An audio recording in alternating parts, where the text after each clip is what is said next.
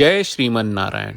ए पर जे टिप्पणी हम करे जा रहल बा रामानुजदास श्रीमान गट्टू वेणुगोपाल स्वामी जी के द्वारा दिहल गयल बा। अध्याय 14 गुणत्रय विभाग योग श्लोक 15।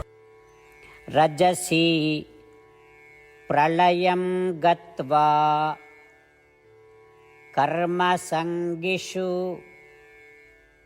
जायते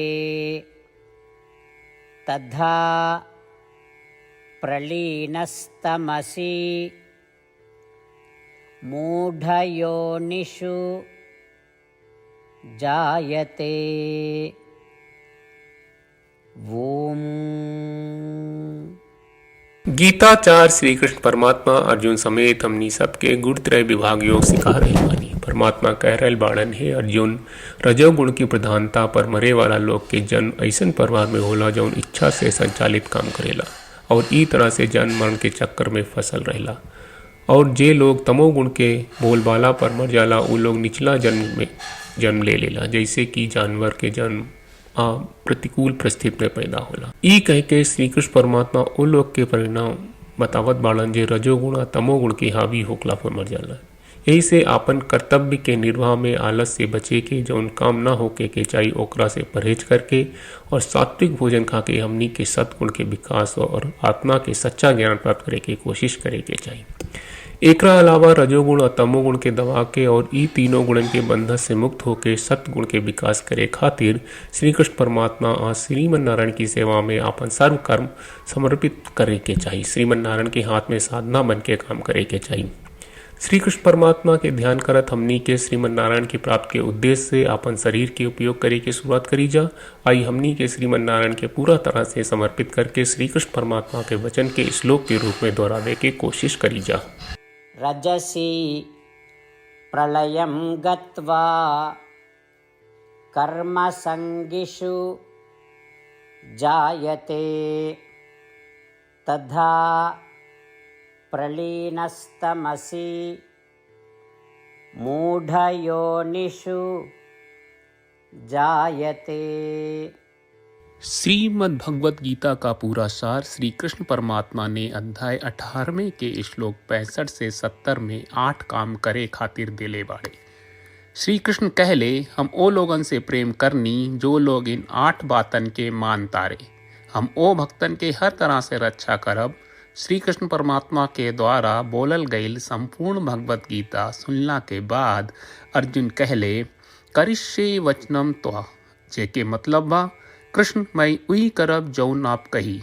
यही कारण बा श्री कृष्ण अर्जुन के हर तरह के सफलता आ विजय प्रदान करेले।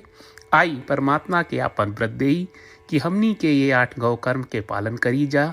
ई वचन परमात्मा के देवे से बड़न कौनो पूजा तपस्या यज्ञ नहीं। हम 8 प्रण कहब जौन हमनी के करे के चाहिए। आप सब कृपया इन्हन के आपन दिमाग और दिल में सोची। श्री कृष्ण के आपन वचन देवे के ई तरीका में हमनी सबकी कल्पना करे के चाहिए कि श्री कृष्ण का चेहरा खुशी से चमकत बा और खुशी के एहसास करत बा। जय श्रीमन नारायण। यहाँ हमनी के 8 वादा बा। हमनी के पहला वादा, हे श्रीमन नारायण आपका निर्देश के मुताबिक हम हमेशा तोहार ध्यान करब और तोहार बारे में सोचब। हमनी के दूसर वादा, हे श्रीमन नारायण आपका सलाह का अनुसार हम हमेशा आपका भक्त रहब। हमनी के तीसर वादा, हे श्रीमन नारायण हम आपन सब काम तोहरा सेवा के रूप में और तोहरा संतुष्टि खातिर करब। हमनी के चौथा वादा, हे श्रीमन नारायण जैस की आप माने के कहले रहलू हमरा बहुत विश्वास बा कि हम आपके होई और हम हमेशा आपन दोनों हाथ जोड़ के आपके नमस्कार करब और आपकी पूजा करब। हमनी के पांचवा वादा, हे श्रीमन नारायण हमरा के तोरा बात माम एकम शरणम ब्रज 1866 याद कहले, जहां आप हमरा के आपन का अर्पित करे का कहा। श्रीमन नारायण मैं हमेशा तोहरे शरण में रहब। हमनी के छठवां वादा, हे श्रीमन नारायण हमरा के तोहरा बात माँ सुचहा 1866 याद कहले कि आप हमनी के शोक ना करे का आश्वासन दे रहे बड़े, हम अब और शोक ना करब।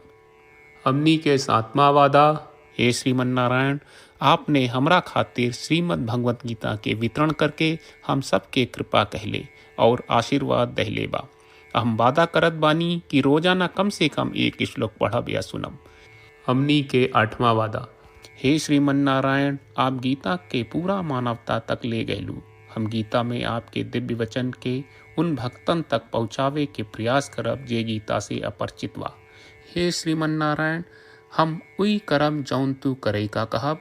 हम ऐसन व्यवहार करब जैसन आप चाहत बानी और हम खाली आपका खातिर काम करब।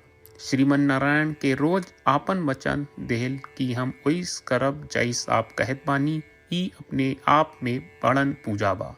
श्रीमन नारायण, करशे वचनम त्वा। श्रीमन नारायण, हम तोरे निर्देश के मुताबिक काम करब। सर्वम श्री कृष्ण अर्पणम अस्तु। जय श्रीमन नारायण। रजसी प्रलयं गत्वा कर्मसङ्गिषु जायते तथा प्रलीनस्तमसि मूढयोनिषु जायते। ॐ रजसी प्रलयं गत्वा कर्मसङ्गिषु जायते तथा प्रलीनस्तमसि मूढयोनिषु जायते।